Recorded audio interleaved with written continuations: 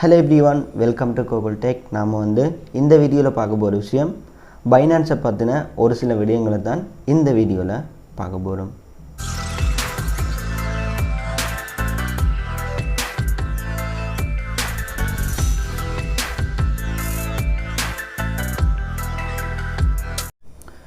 Okay, நான் லாஸ்ட்டாக ஒரு வீடியோ போட்டிருந்தேன். என்னன்னு சொன்னால் டயலாக்ல ஃப்ரீயாக ரீலோட் கொடுக்குற மாதிரி சொல்லியிருந்தேன். ஸோ அந்த ரீலோடை யார் ஒரு ஆள் எடுத்துருக்கு யாருன்னு சொல்லி கமெண்ட் பண்ணலை. ஸோ அந்த வீடியோ நேற்றே போட்டிருந்தேன். இதே மாதிரி வீடியோ கிழமையில் ஒரு வீடியோ போடுவேன். ஸோ யாராவது ஒரு ஆள் அந்த ரீலோடை கிளைம் பண்ணக்கூடிய மாதிரி இருக்குது. 100 ரூபா இல்லைன்னு சொன்னால் 50 ரூபா ரீலோட்.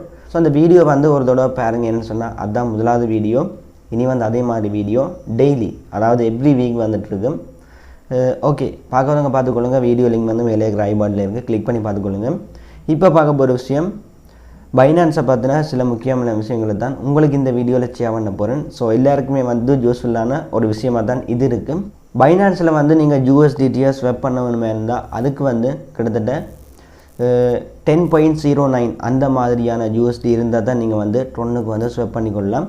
ஸோ இதே மாதிரி ஒவ்வொரு காயின் ஒவ்வொரு மாதிரி, அதாவது BUSD காயினை USDTயை சேஞ்ச் பண்ண போகிறீங்களா இருந்தால் அது நார்மலாக 1 USD இருந்தால் ஓகே, நீங்கள் சேஞ்ச் பண்ணிக்கொள்ளலாம்.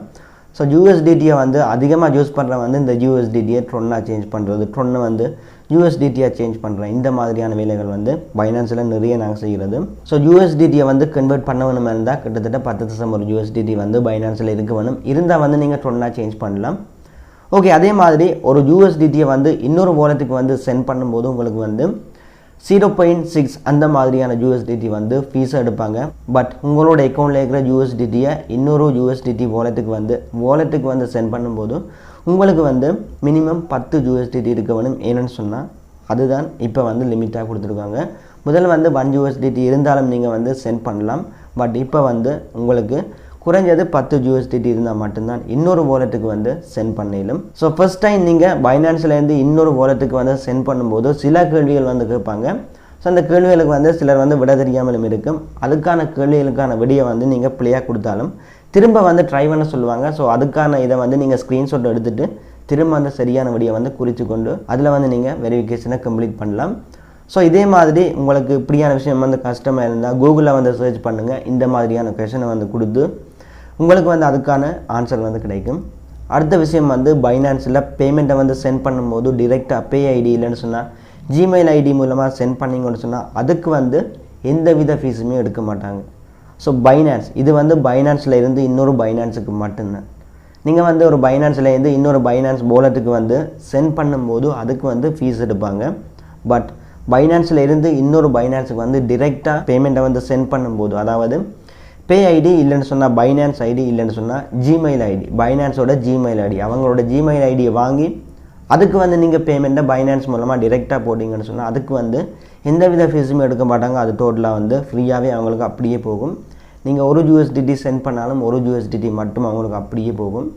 இதுக்கு எந்த ஃபீஸுமே எடுக்க மாட்டாங்க. பட் நீங்கள் வாலெட்டாக சென்ட் பண்ணும்போது அதுக்கேற்ற மாதிரியான ஃபீஸ் எடுப்பாங்க.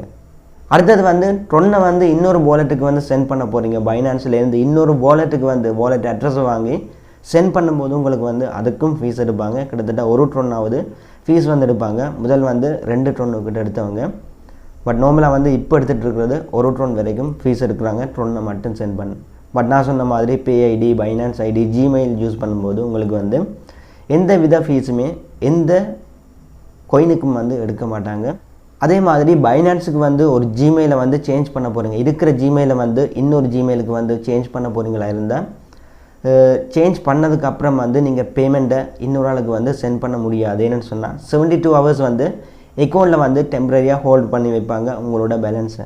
பட் அடுத்தவங்க உங்களுக்கு சென்ட் பண்ணும்போது அந்த பைனான்ஸில் அமௌண்ட் ரிசீவ் ஆகும். நீங்கள் மட்டும் சென்ட் பண்ணுறதுக்கான எலோடு இல்லை. 72 ஹவர்ஸ் கழிச்சதுக்கு அப்புறம் தான் நீங்கள் அந்த பேமெண்ட்டை இன்னொரு பைனான்ஸோ இன்னொரு வாலெட்டுக்கு சென்ட் பண்ணக்கூடிய மாதிரி இருக்கும். இது பைனான்ஸில் இருக்கிற ஒரு அப்டேட். அதே மாதிரி பைனான்ஸில் ஃப்ரீயாக நிறைய ஆஃபர்ஸ் தந்துட்டுருப்பாங்க. ஸோ நானும் சில வீடியோஸ் போட்டிருக்கிறேன். இருந்தாலும் நான் போடாமலும் இருக்கிறேன். கேமை ப்ளே பண்ணி கூட ஏர்ன் பண்ணலாம் 1 USDT அந்த மாதிரி. ஸோ பைனான்ஸில் இந்த மாதிரியான ஆஃபர் அடிக்கடி வருது. ஸோ உங்களோட பைனான்ஸில் போயிட்டு அதை செக் பண்ணுங்கள். ஃபர்ஸ்ட்டில் அதாவது பைனான்ஸ் ஹோமில் மேலே ஒரு பேனர் வந்து மூவ் ஆகிட்டு இருக்கும். ஸோ அதில் போயிட்டு நீங்கள் பார்க்கலாம், ஏதாவது ஆஃபர் இருந்தால் நீங்கள் வந்து அதை கிளிக் பண்ணி அதுக்கேற்ற மாதிரி அதில் போயிட்டு நீங்கள் பார்ட்டிசிபேட் பண்ணலாம். ஸோ இந்த மாதிரி வந்து பைனான்ஸில் ஆஃபர் தந்துட்டு இருக்காங்க. இன்னொரு விஷயம், நீங்கள் வந்து பைனான்ஸ் அக்கௌண்ட்டை யூஸ் பண்ணும்போது பைனான்ஸை வந்து கண்டிப்பாக வெரிஃபை பண்ணி வச்சுக்கொள்ளுங்க. வெரிஃபை பண்ணால் மட்டும்தான் எல்லாருக்கும் வந்து ஒரு சில ஆப்ஷன்ஸ் வந்து டிசேபிள் ஆன ஒரு சில ஆப்ஷன்ஸ் வந்து எனேபிள் ஆகும். ஸோ வெரிஃபைன்ற வந்து பைனான்ஸில் முக்கியம். எல்லோரும் வந்து அந்த வெரிஃபிகேஷனை வந்து சக்ஸஸ்ஃபுல்லாக கம்ப்ளீட் பண்ணி வைங்க. அதே மாதிரி ஒரு ஃபோனில் வந்து ஒரு பைனான்ஸ் அக்கௌண்ட்டை மட்டும் யூஸ் பண்ணுங்கள். இன்னொரு அக்கௌண்ட்டை வந்து க்ரியேட் பண்ண வேணாம். சம்டைம் உங்களோட அக்கௌண்ட் வந்து ப்ளாக் ஆக சான்ஸ் இருக்குது. ஸோ உங்களோட ஒரு டிவைஸில் வந்து ஒரு பைனான்ஸை மட்டும் யூஸ் பண்ண பாருங்கள்.